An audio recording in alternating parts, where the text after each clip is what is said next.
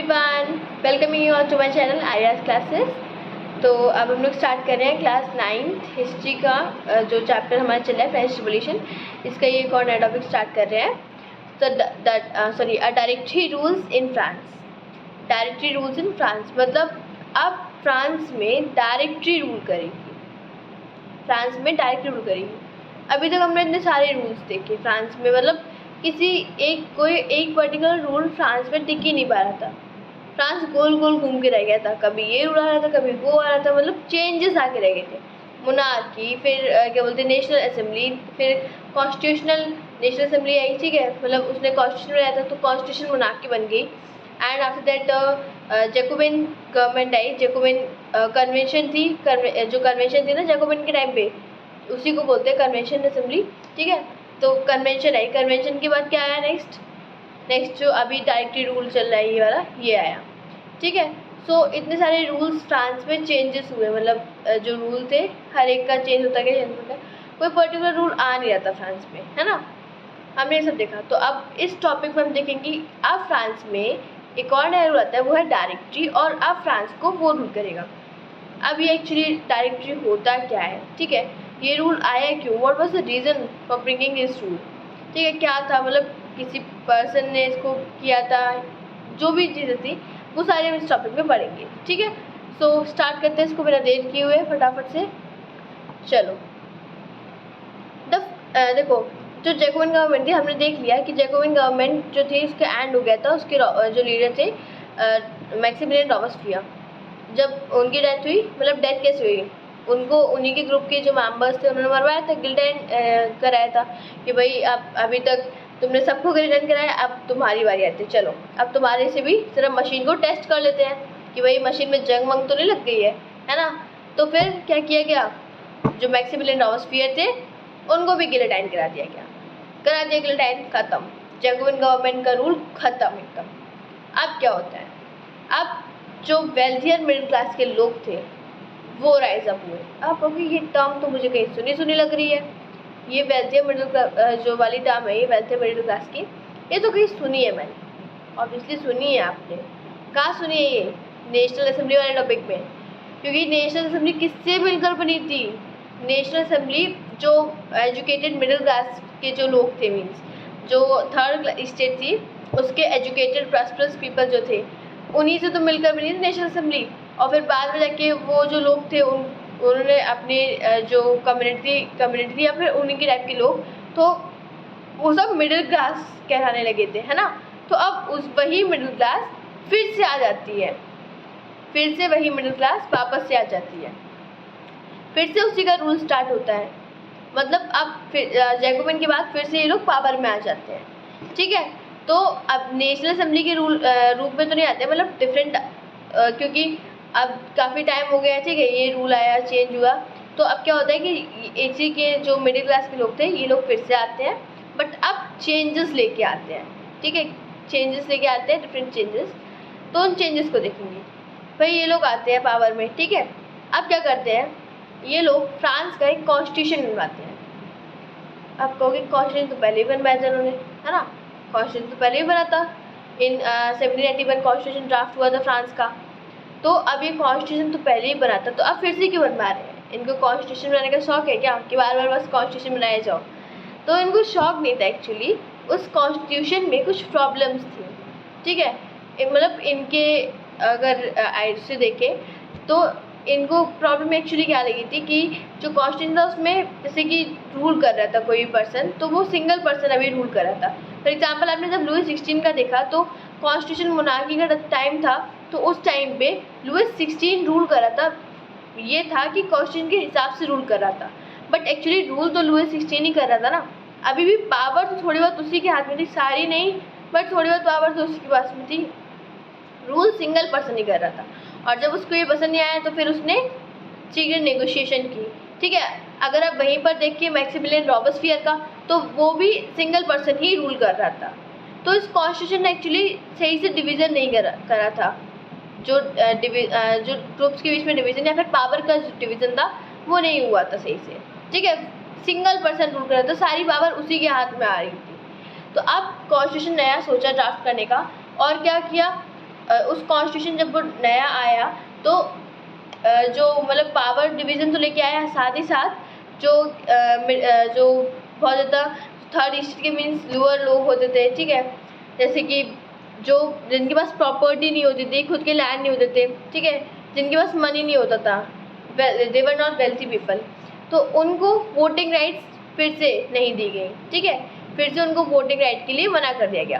पहले के टाइम पे जब जैकोबिन की गवर्नमेंट आई तो वोटिंग राइट उनको अलाउ हो गई थी, बट अभी जब फिर से ये नेशनल असेंबली वाले लोग आए, मिडिल क्लास के लोग आए, ठीक, जो मिडिल क्लास थे इनके लोग आए, इन्होंने नया कॉन्स्टिट्यूशन बनाया, तो अब इनके अकॉर्डिंग फिर से वही चीज़ हुई जो नहीं हमने एक्टिव और पैसिव सिटीजन वाला पढ़ा था कि एक्टिव सिटीजन देंगे पैसे, वोट, और जो पैसे है वो नहीं देंगे, है ना। तो कुछ उसी तरीके का आया कि अब जो जिनके पास प्रॉपर्टी होगी वो ही लोग वोट करेंगे और उसके अलावा कोई वोट नहीं कर सकता है, तो वोटिंग राइट भी उन्हीं को दे दी गई, ठीक है।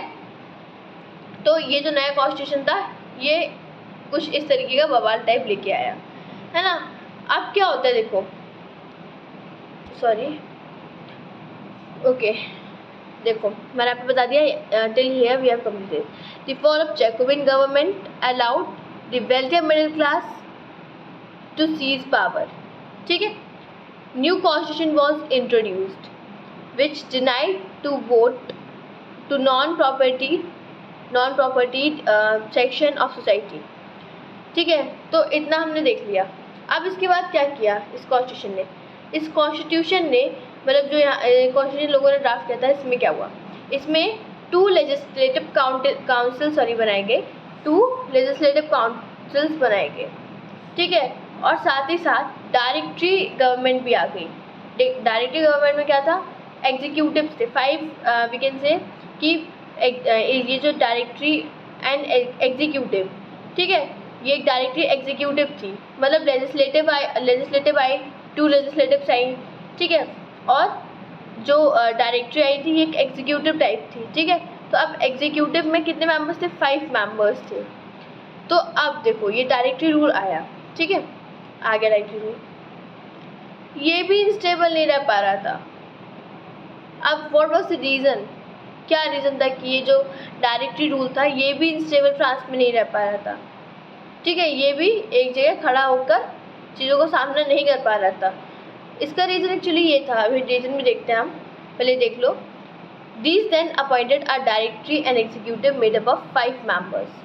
This was meant as safeguard, मतलब इन्हें लगा कि अगर हम इस तरीके का कुछ करेंगे तो इससे क्या होगा कि फ्रांस में पावर डिवीज़न हो जाएंगे, पावर की डिवीज़न हो जाएगा तो फ्रांस जो है हमारा सही से चल पाएगा, ठीक है। तो सब लोग अपना अपना काम करेंगे और सही से चल पाएगा फ्रांस। बट जैसा सोचा था वैसा हुआ नहीं, कुछ और ही हो गया। क्या हो गया, है ना, देख लेते ज़रा इनकी सिचुएशन को भी एक्चुअली क्या हो गया। एक सेकेंड अपना, ओके, ठीक है। सो क्या हुआ कि देखो, हाँ यहाँ से, so main executive as under, हाँ, however the director often clashed with each other.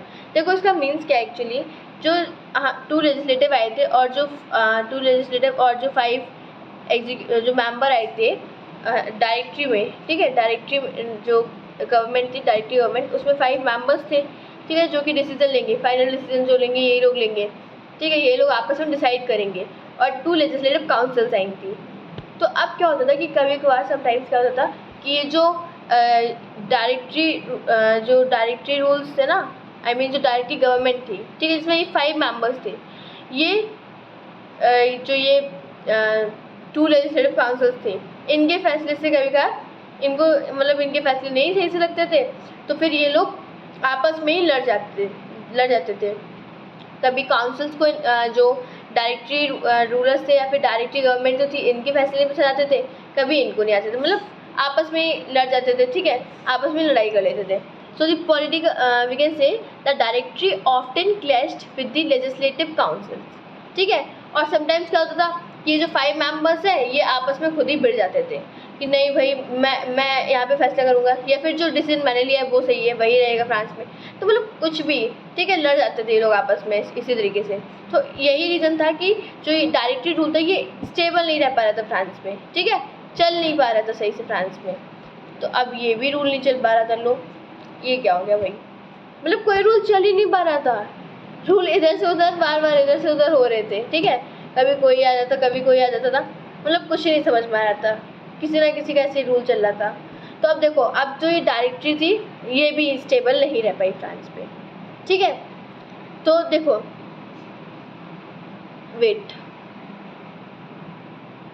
Till we here we have completed. अब देखो क्या होता है इसमें, अब जो ये पॉलिटिकल इंस्टेबिलिटी थी, ये जो पॉलिटिकल इंस्टेबिलिटी थी डायरेक्टरी गवर्नमेंट की, इस इंस्टेबिलिटी की वजह से एक नया रूलर आया फ्रांस में। आप रूलर ही कहोगे क्योंकि वो रूलर एक्चुअली उसने फिर बाद में जब आप और आगे क्लासेस में पढ़ोगे ना, तो उसने फिर फ्रांस में फिर से वही मोनार्की वाला सिस्टम धीरे धीरे उस वहाँ से स्टार्ट होता चला गया।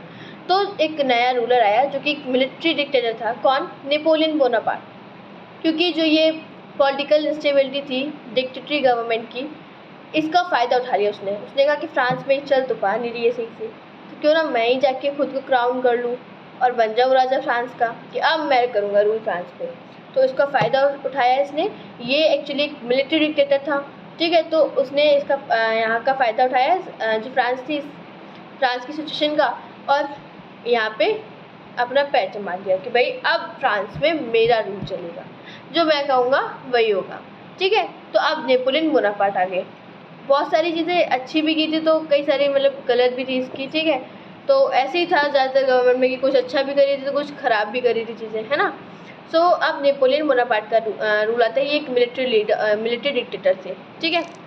तो अभी तक हमने यहाँ तक देख लिया नेपोलियन बोनापार्ट तक। अब देखो, आपको एक चीज़ बताती हूँ, आपका जो चैप्टर है टिल हियर, यहाँ तक जो पार्ट था ये, यहाँ तक आपका स्टोरी जो वाला पार्ट है ना, जो स्टोरी वाला है कि इस फ्रांस रिवोल्यूशन में क्या हुआ और क्या क्या चीज़ें हुई, ठीक है। बीच में कई सारे क्या बोलते हैं रिवॉल्यूशन, मतलब कि चेंजेस आते थे, है ना।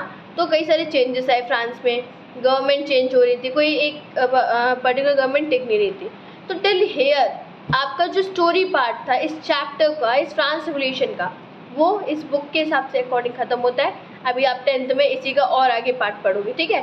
तो इतना खुशी मत जाना कि अब बस 9 से इसका छुटकारा मिला और ख़त्म हो गया, ठीक है। तो इतना खुशी मत बनाना, 10th में भी इसका अभी आगे पार्ट पढ़ना है आपको। और बट इस बुक के अकॉर्डिंग अभी आपका यहाँ पर इतना ख़त्म हो गया है। बट वीडियो को छोड़ के मत जाना, वरना भाग जाओगे, अरे चैप्टर ख़त्म हो गया, चैप्टर ख़त्म हो गया, चलो चलते हैं, ठीक है। रुकना और बाकी का सुन लेना, क्योंकि चैप्टर अभी आगे और भी है ना। ये देख लो यहाँ पे, did women had revolution. But ये एक्चुअली क्या था कि जो ये फ्रांस रिवॉल्यूशन था, इसका जो मेन पार्ट था, जो भी चीज़ें हुई, एक स्टोरी टाइप पार्ट, वो यहाँ पर टिल नेपोलियन बोनापार्ट यहाँ पर ख़त्म होता है, ठीक है। बाकी का जो है, जैसे डिड वुमेन हैव रिवॉल्यूशन वाला है, स्लेवरी वाला है, and everyday life of people वो वाला है, ठीक है। और लास्ट में कंक्लूजन, जिसमें थोड़ा बहुत नेपोलियन बोनापार्ट के बारे में बताया जाएगा, आपको एक इंट्रोडक्शन टाइप दी जाएगा, क्या क्या किया था उसने, ठीक है। तो थोड़ा बहुत नेपोलियन बोनापार्ट के बारे में हमें बताया जाएगा। तो एक्चुअली ये सब हुआ फ्रांस में, यहाँ तक नेपोलियन बोनापार्ट तक टिल हियर हमने कर लिया कंप्लीट। अब जो भी हमने यहाँ पढ़ा पूरा इस रिवॉल्यूशन में, ठीक है, इससे हमको क्या मतलब देखने को होता है, हमको ही नहीं, उस टाइम पे जो भी पूरा यूरोप था उसको बहुत ज़्यादा इस फ्रांस रिवॉल्यूशन से बहुत ज़्यादा सीख मिली, ठीक है। लोग बहुत ज़्यादा इंस्पायर हुए इन चीज़ों से। तो क्या हुआ कि इतनी सारी चेंजेस आ रही थी गवर्नमेंट में, कोई स्टेबल गवर्नमेंट नहीं रह रही थी, है ना। Through all these changes in the form of government, the ideas बोलो, आइडियल्स बोलो, दैट्स ऑल सेम, ठीक है। तो आइडियल्स जो थे ऑफ फ्रीडम के ideas, equality before law and fraternity, remained inspiring ideals that motivated political movements in France, ठीक है। अब क्या होता है कि सिर्फ फ्रांस रिवॉल्यूशन यहीं तक नहीं था, 10th में आप जब और आगे पढ़ोगे, ठीक है, फिर से मोनार्की आ जाती है इसमें, लुई 16 की फैमिली मेम्बर्स और आगे रूल करने लगते हैं आके, ठीक है।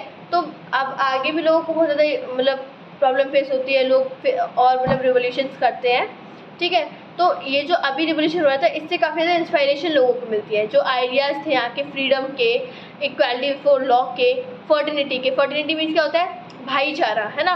क्योंकि अगर इनमें फर्टिनिटी नहीं होती तो क्या ये लोग किंग को हरा पाते, नहीं हरा पाते, है ना। तो इन लोगों ने एक साथ क्या बोलते हैं जुट के काम किया, तभी ये लोग जो क्या बोलते हैं मोनार्की थी उसको ख़त्म कर पाए। अगर ऐसा नहीं होता तो मोनार्की ख़त्म नहीं हो पाती, है ना। यही तो रीज़न था। तो भाई यहाँ के लोगों के पास इन्होंने एक साथ मिलकर काम किया और मोनार्की ख़त्म किया। तो एक तरीके से फर्टिनिटी का मीन्स भाईचारा होता है, ठीक है। सो जो आइडिया थे यहाँ के फ्रीडम के, इक्वालिटी बिफोर लॉ, फर्टिनिटी, इन सब आइडियाज़ ने ऑल ओवर द यूरोप और इवन फ्रांस में आगे भी जो रिवॉल्यूशंस हुए उस टाइम पे बहुत ज़्यादा हेल्प की। लोग बहुत ज़्यादा इंस्पायर हुए चीज़ों से, लोगों को बहुत ज़्यादा पसंद आ रही थी चीज़ें, ठीक है। मतलब पसंद नहीं, वी कैन से कि इंस्पायरेशन मिल रही थी लोगों को, ठीक है।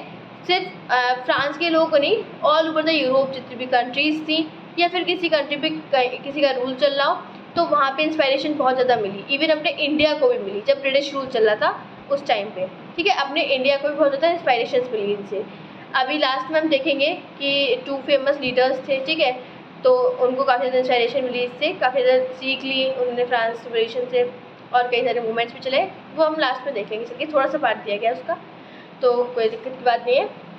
सो टिल हियर ये आपका चैप्टर नहीं, ये टॉपिक ख़त्म होता है, ठीक है। टॉपिक 3 जो है आपका ख़त्म होता है। अब जो लास्ट हमारा बचा है 4, 5, 6 छोटे छोटे टॉपिक्स हैं, तुरंत ख़त्म हो जाएंगे। जब इतने कर लिए तो थोड़े और बचे सही, ठीक है, उनको भी हम ख़त्म कर देंगे। तो आई होप कि आज का जो टॉपिक है आपको एकदम अच्छे से क्लियर हो गया हो, ठीक है। हो गया तो आप कमेंट में डालना, और कोई प्रॉब्लम होती है तो उसे भी आप कमेंट में लिख सकते हो, मैं उसके रिप्लाई आपको कर दूँगी। सो आई होप कि अच्छे से ये वाले टॉपिक क्लियर हो गया हो।